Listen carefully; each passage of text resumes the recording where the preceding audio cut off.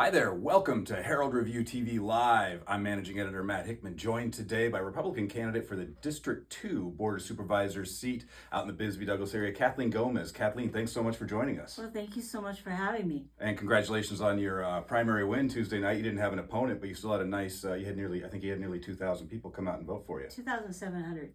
Oh, okay, 2,700. Something like that, yes. That's fantastic. So it looks like you'll be going against, for the winner from the Democratic primary, Joni Giacomino, Yes. who's been on the Bisbee City Council for a while. But let's get to know you a little bit. What got you interested in running in this race in the first place? Well, I've always been involved in politics all my life. My grandfather owned the Gomez Grocery in Purteville, and he was known as the mayor. And anybody who wanted to get the Mexican vote would come to Purteville to his store. And we had people like Simonton, Goldwater, Udall, even Deacon Cini would come and meet with my grandfather. So my grandfather was kind of a community leader and always helped the smelter workers when they were strike with PD. And that's kind of where I learned how to be a community worker and an activist, because I would always hang out in the back of the store where all the men drink beer and, all day from the moment it opened till night. And I just learned about giving back to your community. And then my dad went on to be a dentist, came back to Douglas and was on the school board, and also was mayor of Douglas for a while, for a term. And my dad was really very important in that, I remember growing up and going to school in Douglas. If you spoke Spanish on the playground, they brought you in and they gave you swats with a big paddle with holes. And my dad, one of the first things he did was get rid of that whole thing that they used to do, and hired the first Mexican-American teachers in the school board district. So from him, I also learned to be very active and concerned and give back to the community. Okay.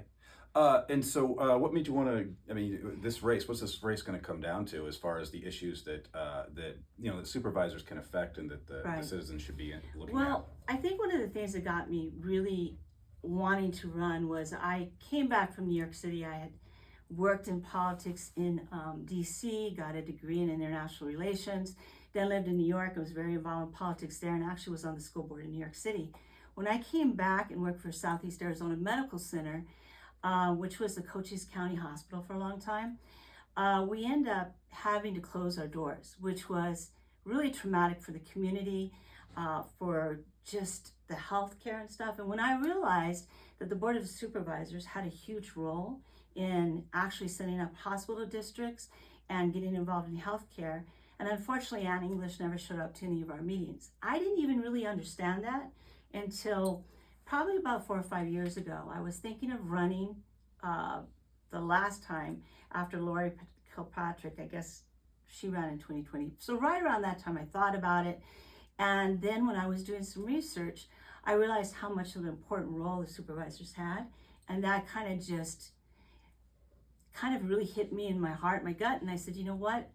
If there's one thing I worked so hard to try to keep that hospital here, I want to make sure nothing like this happens again. And I actually hope that through there's a will, there's a way that we can get a hospital built in Douglas. Sure. And obviously you had a long career in Democratic politics for a long time on the national level even.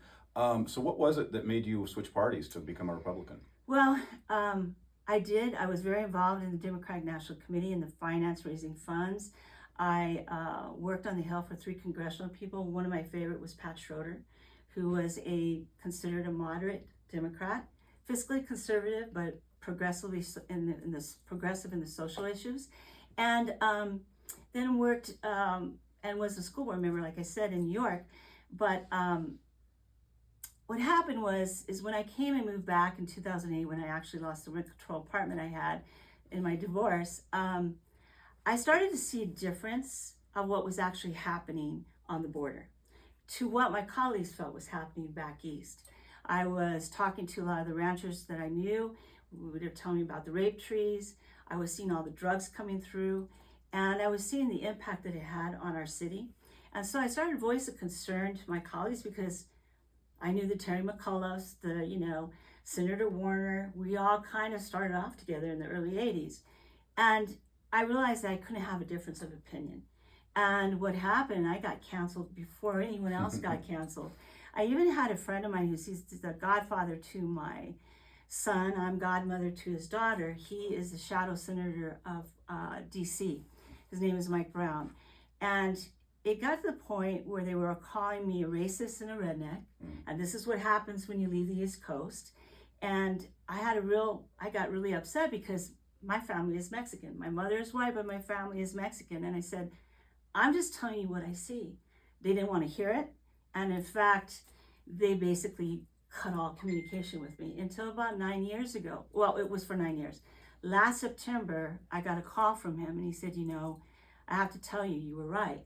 We do live in a bubble in DC because his wife is the librarian in the Fairfax schools and she's seen 13 the gangs in her library, putting fentanyl in the school books. The kids come check out the book, and then put the money in and return it, and she can't do anything about it. And they started to see actually a good friends of theirs, their kids were killed by fentanyl. And then also the gang actually killed one of our friend's son, who was unfortunately involved in drugs. So he called me in September and said, you were right. We are living in a bubble. We're not seeing what really happens. My other issue was I was seeing human trafficking back in 2010. And I was telling them, Democratic Party has always been against human trafficking in any kind of form. You guys, we need to look at this. And they were like, oh, it doesn't happen. It's not happening. You're just exaggerating. And so I mentioned the other time, I went to the Democratic National Convention where they elected Hillary Clinton. And I saw what happened to Bernie Sanders. And I got a really bad taste in my mouth. So all of this kind of happened around the same time. And I decided I no longer could be a Democrat. It actually left me. I didn't leave the party. I feel that the party left me.